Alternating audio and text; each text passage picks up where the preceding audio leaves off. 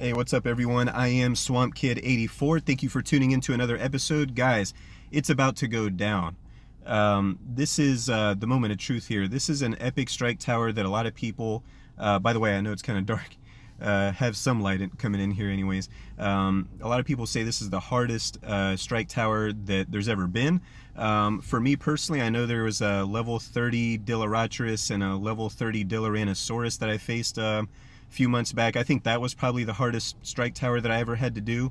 Had to retry that one a second time, or it took me 2 tries to do it.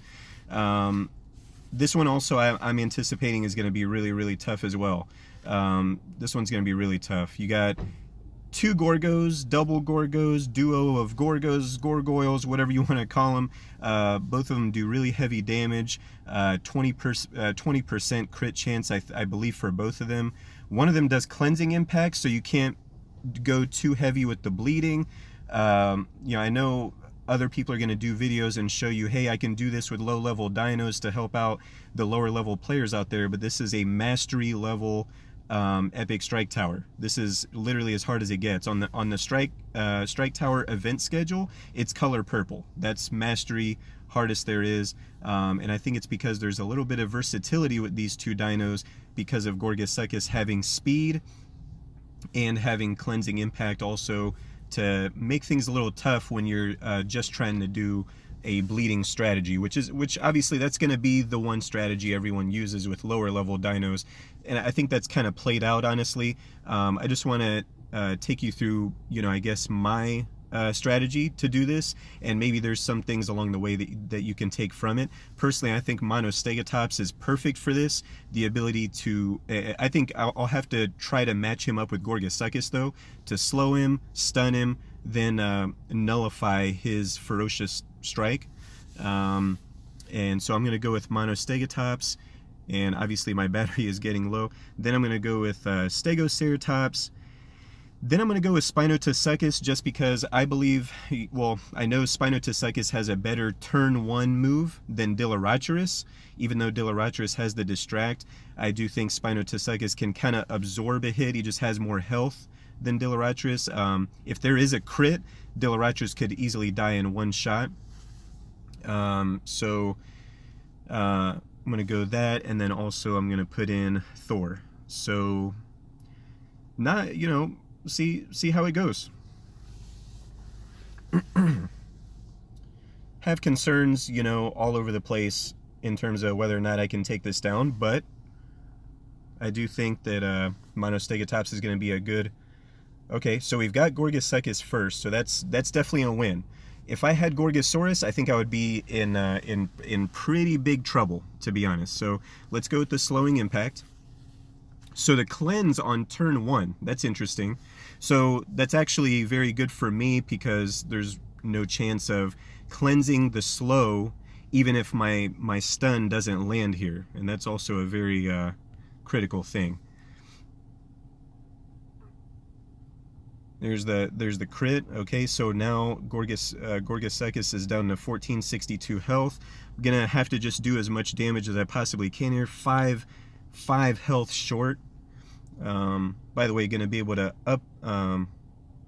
Didn't get the crit. So there goes Monostegatops. He's history. 3308 damage there with the rampage, and that's even without the ferocious strike. Now, Gorgosuchus is not slowed anymore, so I think the better thing to do is to put in Spinotosuchus to finish him off, just to guarantee that, just not give my opponent that extra turn. There it is. Let me move my box so you can see Spinotosuchus's health. Maybe I can put it like a little bit higher up here. Nope. So here's Gorgosaurus. I think the best thing to do is really to do lethal wound. I think I'm going to be able to survive at least 1 shot. Well, there's a crit. That definitely helps. Oh, okay. Defense shattering strike. Okay, so that definitely helps, and boom, there goes a huge chunk of Gorgosaurus's health. Now I'm likely going to die on this upcoming once I swap out here, but I'm going to go ahead and do swoop. Actually, I shouldn't have even done that, to be honest. I could have, I think, finished it off with critical impact. Well, there you go, guys. So the one thing that helped me was getting Gorgosuchus first in the order. If I hadn't gotten that, if I had gotten Gorgas, and that's random. You can't control that. It's not always gonna. So don't watch this video and then think, oh, okay, Gorgosuchus is coming out first, and then it's doing cleansing impact. In fact, I've seen Gorgosuchus do cleansing impact on turn 2, the majority of the time when I've actually seen other players try this. So don't take this battle and apply it to everyone, because it's all random. Although I do think the algorithm, you know, there's maybe the bot chooses to do heavy damage most of the time. You know, there's a higher chance of that happening, I guess, most of the time, just the higher damage. Or maybe there's a higher percentage of Gorgosuchus doing cleansing impact on turn 2 or whatever. This time it was turn 1. That helped me. And then being matched up with Gorgosuchus first was definitely huge. That way I was able to match Spinotosuchus with Gorgosaurus for the damage, to kind of just guarantee that my damage over time, I was going to get value from that. You can distract. Nullifying obviously is another great thing to do, slowing Gorgosuchus like I did there with Monostegatops. I think Monostegatops is huge. I think if you're a higher level player and you have Erlito minus, that just comes to mind as like a very good dino to use. Bunch of Tanny there. Let's just open this and go through this. So yeah, Utah Raptor, some Triceratops. I actually kind of need some Triceratops. There's 168 Alanka, all right? And that was not a good incubator, to be honest. I don't use Baryonyx at all anymore. So anyways, I think Indominus Rex is good. Erlito minus, like I was saying, just the ability to, if you get him matched up with Gorgosaurus and you do the cloak, oh boy, I mean, you're definitely in good shape there.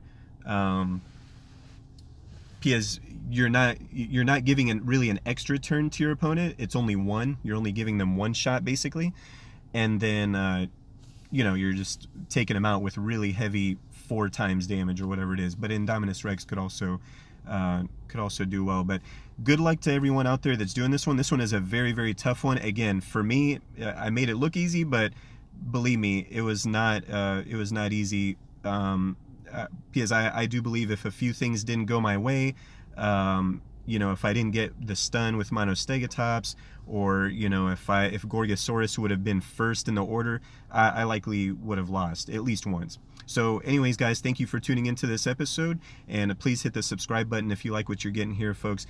Take it easy, and I'll see you later.